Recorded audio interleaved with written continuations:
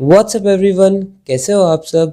So I hope you all are fine. तो हम लोगों ने अपना चैप्टर 3 एवरेजेस स्टार्ट किया था एंड उसकी हमने पहले थ्योरी कंप्लीट करी, देन हमने कॉन्सेप्ट्स एंड प्रॉपर्टीज़ पढ़ी, देन वर्कड आउट प्रॉब्लम्स हमने सॉल्व करे एंड फाइनली फिर हमने LOD 1 के क्वेश्चंस भी सॉल्व कर लिए थे। Now as per your demand we are starting level of difficulty 2 questions. So without any further ado let's get started. So, question number 1. A bus travels with a speed of 10 kilometers per hour in the first 15 minutes, goes 5 kilometers in the next 15 minutes, 15 kilometers in the next 15 and 10 kilometers in the next 15. What is the average speed of the bus in kilometers per hour for the journey described? Alright, तो ये situation दे रखी है जिसमें बस की speed और time हमें दे रखा है, ठीक है, एंड कुछ जगह डिस्टेंस दे रखी है और हमसे पूछा है कि एवरेज स्पीड क्या होगी बस की। ओके, तो हम लोगों ने पढ़ा था LOD 1 के क्वेश्चंस में कि एवरेज स्पीड का फॉर्मूला होता है total distance upon total time, correct. अब हमें एवरेज स्पीड निकालना है तो हमें टोटल डिस्टेंस देखना पड़ेगा, बस ने कितना ट्रैवल किया एंड कितना टोटल उसे टाइम लगा, ठीक है। तो आइए सिनेरियो को ड्रॉ करते हैं। अ बस travels with a speed of 10 kilometres per our in the first 15 minutes, ठीक है। शुरुआत के 15 मिनट बस ने 10 किलोमीटर्स पर आवर की स्पीड चली, ठीक है। तो लेट्स से बस यहाँ से लेके यहाँ तक गई, ठीक है। नीचे मैं रख लेता हूँ टाइम, तो टाइम कितना लगा 15 मिनट्स।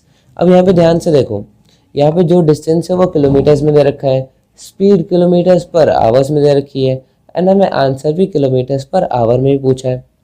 तो हम क्या करते हैं, हम टाइम को ये मिनट्स की जगह आवर्स में ही कन्वर्ट कर लेते हैं, है ना, क्योंकि जब यूनिट सेम होते हैं तभी हम कैलकुलेट कर पाते हैं।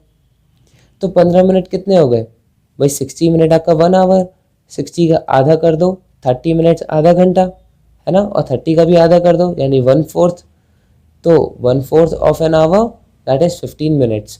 तो यानी कि 1/4 आवर्स उसे लगे जब वो 10 किलोमीटर्स पर आवर की उसकी स्पीड थी। तो स्पीड कितनी हो गई 10 किलोमीटर्स पर आवर, ठीक है। तो 15 मिनट को मैंने 1/4 आवर्स लिख लिया। अब डिस्टेंस मैं ऊपर लिख लेता हूँ। तो अगर 1/4 आवर्स लगे 10 किलोमीटर्स की स्पीड थी तो डिस्टेंस कितना हो गया, हम सबको पता है कि डिस्टेंस का फॉर्मूला होता है स्पीड मल्टीप्लाइड बाय टाइम, ठीक है। तो स्पीड यहाँ पे कितनी है 10 इंटू 1/4 दैट इज ये कितना आ जाएगा 5/2 यानी कि 2.5 किलोमीटर्स, ठीक है। अब हमारा मेजर फोकस डिस्टेंस और टाइम पे ही होगा। आगे देखते हैं। Then it goes 5 kilometres in the next 15 minutes. Okay जी, अब अगले 15 मिनट में वो 5 किलोमीटर चलता है, तो डिस्टेंस कितना हो गया 5 किलोमीटर्स। तो यानी कि इससे डबल ड्रॉ कर देता हूँ, ठीक है। लेट्स से यहाँ तक ड्रॉ कर दिया, ठीक है। एंड टाइम कितना लगा 15 मिनट यानी कि 1/4 hours. Then 15 kilometres in the next 15, ठीक है। और फिर 15 किलोमीटर चलता है फिर से 15 मिनट में, तो 15 किलोमीटर्स ड्रॉ कर लेते हैं। एक एस्टीमेट ड्रॉ कर रहा हूँ, इससे बड़ा ही होगा लेकिन एक एस्टिमेशन करके ड्रॉ कर रहा हूँ। तो ये कितना होगा डिस्टेंस 15 किलोमीटर्स इन 15 मिनट्स, तो टाइम इज 1/4 आवर्स, ठीक है। आगे क्या पूछा है, हाँ 10 किलोमीटर्स इन द नेक्स्ट 15। अब नाउ 10 किलोमीटर्स, लेट्स से 15 यहीं तक था, ठीक है। नाउ डिस्टेंस इज 10 किलोमीटर्स, यहाँ से यहाँ तक चला और इन नेक्स्ट 15 यानी 15 मिनट का ही टाइम लगा 1/4 आवर्स, ठीक है। अब यहाँ तक जर्नी स्टॉप हो गई। अब ऑल्दो ये करेक्ट रिप्रेजेंटेशन नहीं है क्योंकि 5 किलोमीटर्स मैंने बड़ा ड्रॉ कर लिया एंड 10 छोटा, वो बस एक डायग्राम में रिप्रेजेंट करा था, ठीक है। पूछा गया था व्हाट इज एवरेज स्पीड। अब इस सिनेरियो में एवरेज स्पीड क्या है, तो अभी हमने डिस्कस किया था कि एवरेज स्पीड का फॉर्मूला होता है total distance upon total time. तो उसे टोटल डिस्टेंस कितना लगा 2.5 किलोमीटर्स प्लस 5 प्लस 15 प्लस 10, तो 15 प्लस 5 20 प्लस 10 30, 32.5, ठीक है। एंड टोटल टाइम कितना लगा, टोटल टाइम इज 1/4 इंटू 4 यानी कि 1। सो देयरफॉर आपका आंसर आ गया 32.5 किलोमीटर्स पर आवर।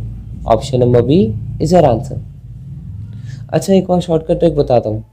ये तो बेसिक फॉर्मूला हो गया कि average speed equals to total distance upon total time. ठीक है, अब ध्यान रखना, जब भी टाइम जो है, अगर टाइम कांस्टेंट होता है, जैसे इस सिचुएशन में था कि 2.5 किलोमीटर चला, फिर 5 चला, 15 चला, 10 चला, लेकिन सारे ही किलोमीटर्स वो ट्रैवल करता है एक कांस्टेंट टाइम से, दैट इज 1/4 आवर्स, 15 मिनट में। ठीक है, तो हर सिचुएशन में टाइम कांस्टेंट है। तो जब टाइम कांस्टेंट है तो टाइम कांस्टेंट में हम एक एवरेज स्पीड का शॉर्टकट फॉर्मूला यूज़ कर लेते हैं, that is normal basic average, जिसे कहते हैं हम अरिथमेटिक मीन। और ये अरिथमेटिक मीन निकलता है स्पीड का, है ना। जैसे हम नॉर्मल एवरेज निकालते हैं तो एवरेज स्पीड मतलब जो भी स्पीड रखी है ना उनका एवरेज कर लो। तो हम डिस्टेंस ना निकाल के हम डायरेक्ट स्पीड निकालते हैं। तो अभी चलिए, ये क्वेश्चन में तो हमें डिस्टेंस टाइम से ज़्यादा कंफर्टेबल बैठा, लेकिन और भी कई क्वेश्चन होते हैं उनके लिए आप रेडी रहो, जहाँ पे एवरेज स्पीड में ये वाला फॉर्मूला लगाना कंफर्टेबल रहता है। ठीक है, जहाँ सिर्फ स्पीड दे रखी हो, जैसे इस सिचुएशन में तो यहाँ पे 10 किलोमीटर पर आवर ऑलरेडी दे रखी है। यहाँ पे स्पीड कितनी हो गई, स्पीड जैसे distance equal to speed into time हो गया, वैसे speed equal to distance upon time होता है। तो 5/1/4 दैट इज 5 हो जा 20 किलोमीटर्स पर आवर। ठीक है, तो यहाँ पे स्पीड कितनी हो गई, 15/1/4 दैट इज 4 ऊपर चला जाएगा, 15 4 जा 60। ठीक है, एंड यहाँ पे स्पीड कितनी हो गई, 10/1/4, तो ये हो गई 40 किलोमीटर्स पर आवर। अब हमें कुछ नहीं करना, जैसे हम एवरेज लिखते हैं वैसे ही लिखेंगे। तो average speed equals to 10 + 20 30 + 60 is 90 + 40 is 130। तो 130 अपॉन कितने, 1 2 3 4 स्पीड्स हैं, अपॉन 4। तो अब कैलकुलेट कर लो, 4 3 ज़ा 12, 10 4 2 ज़ा 8, देन 20 यानी कि 5। तो 32.5 kilometres per our, this is your answer. अब हमने ये फॉर्मूला कब लगाया, जब टाइम इज कांस्टेंट। ठीक है, तो जब भी टाइम कांस्टेंट देखें आप एवरेज स्पीड का अरिथमेटिक मीन वाला फॉर्मूला ही लगा सकते हो। Now question number 2। With an average speed of 25 kilometers per hour, a train reaches its destination in time. If it goes with an average speed of 20 kilometers per hour, it is late by 1 hour. The length of the total journey is okay. तो हमें ये बोला है कि with an average speed of 25 kilometers per hour, a train reaches its destination in time. जब train की speed 25 kilometres per our होती है तो ट्रेन अपने टाइम पे पहुंचती है। कितना टाइम है वो हमें पता नहीं, लेकिन हाँ टाइम पे पहुंचती है।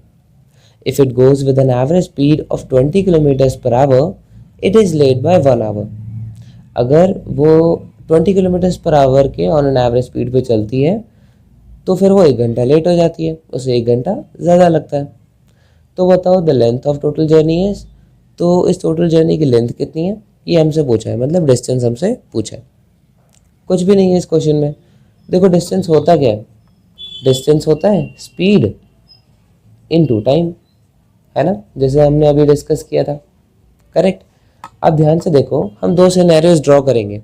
ठीक है, फर्स्ट वाला क्या है, फर्स्ट वाले में आपकी स्पीड कितनी थी, 25 kilometres per our. Correct. And train reaches it's destination in time, train अपने टाइम पे पहुंचती है। लेट्स से उसे टाइम लगता है T आवर्स। ठीक है, ये मैंने एस्टिमेट कर लिया। ऑलराइट, अब क्या होता है, वो बोल रहा है कि क्वेश्चन में अगर स्पीड जो है वो 20 किलोमीटर्स पर आवर होती, यानी कि speed equals to 20 kilometres per hour, तो टाइम पे क्या फ़र्क पड़ता, टाइम आपका हो जाता it is late by 1 hour. Train 1 घंटा लेट हो जाती, यानी कि जहाँ उसे T आवर्स लग रहे थे अब T + 1 आवर्स लगे। करेक्ट। अब ध्यान से देखो, अगर इन दोनों सिचुएशन में मैं डिस्टेंस निकालूं तो वो कितनी कितनी आएगी। डिस्टेंस का फॉर्मूला होता है स्पीड इनटू टाइम, यानी कि 25 × T 25T किलोमीटर्स। एंड इधर डिस्टेंस कितना आ गया, 20 × T + 1, तो 20T + 20 किलोमीटर्स। ठीक है, अब दोनों ही सिचुएशन में डिस्टेंस तो सेम ही रहेगी क्योंकि डिस्टेंस थोड़ी चेंज हुई है, बस स्पीड और टाइम चेंज हुआ है। अगर इतनी सी की स्पीड से चलती तो इतनी देर में पहुंचती, इस स्पीड से चलती तो इतनी देर में पहुंचती, लेकिन डिस्टेंस तो उतना ही चली ट्रेन। करेक्ट, यानी कि this distance and this distance is same. तो हम इसको इक्वेट कर देंगे, that is 25t equals to 20t plus 20। ये इधर जाएगा, 5t equals to 20 and t की वैल्यू आपकी आ गई 20/5, दैट इज 4। एंड हमसे क्वेश्चन में पूछा क्या है, the length of the total journey is, d की वैल्यू हमसे पूछी है डिस्टेंस की, टोटल जर्नी की लेंथ। तो टोटल जर्नी क्या है, अब टी की वैल्यू चाहे इधर लगा दो या इधर लगा दो, बात एक ही है, आंसर सेम आएगा। लेट्स से मैं इधर पुट करता हूँ, तो टोटल जर्नी कितनी की हो गई, d equals to 25 multiplied by 4, that is 100 kilometres. Option number b is your answer. Now question number 3.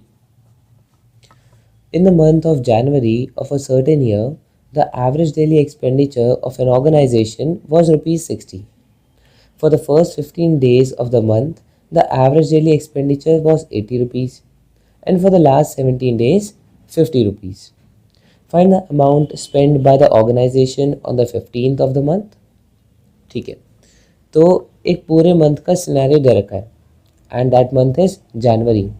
ठीक है, तो उसमें ऑल ओवर एवरेज दे रखा है, जनवरी के मंथ में डेली एक्सपेंडिचर था 60 रुपीज़।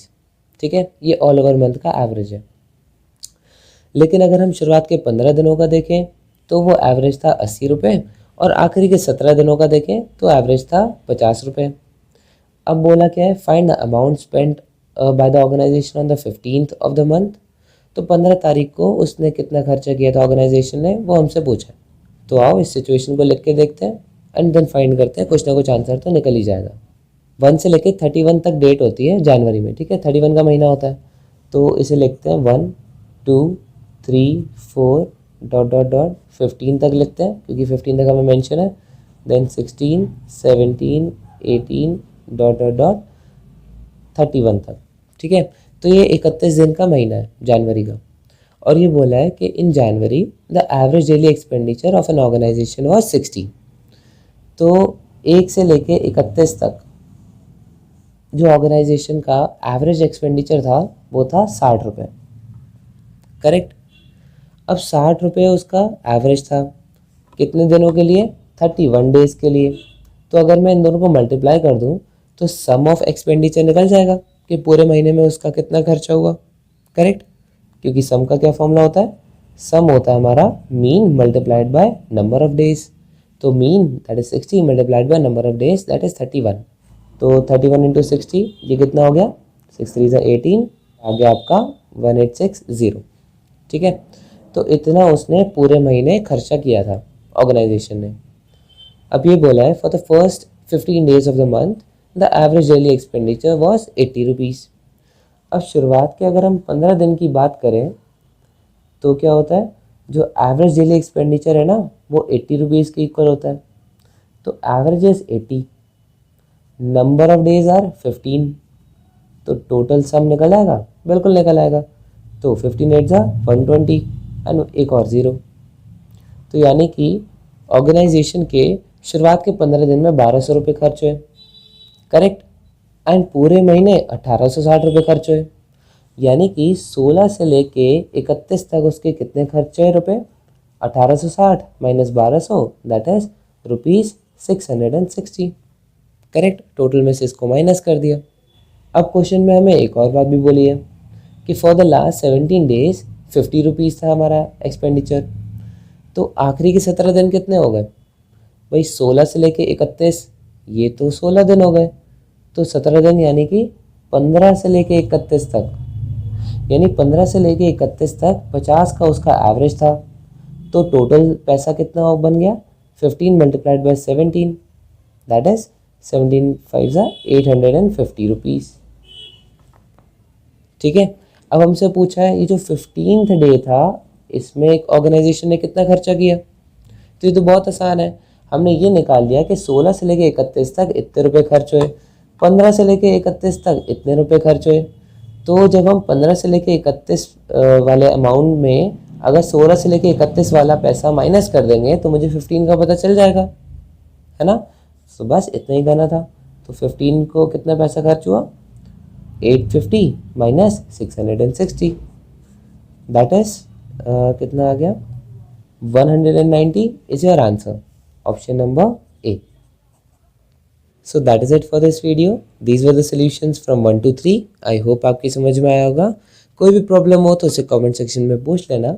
एंड अगर वीडियो अच्छी लगी so do not forget to like, share and subscribe to our channel.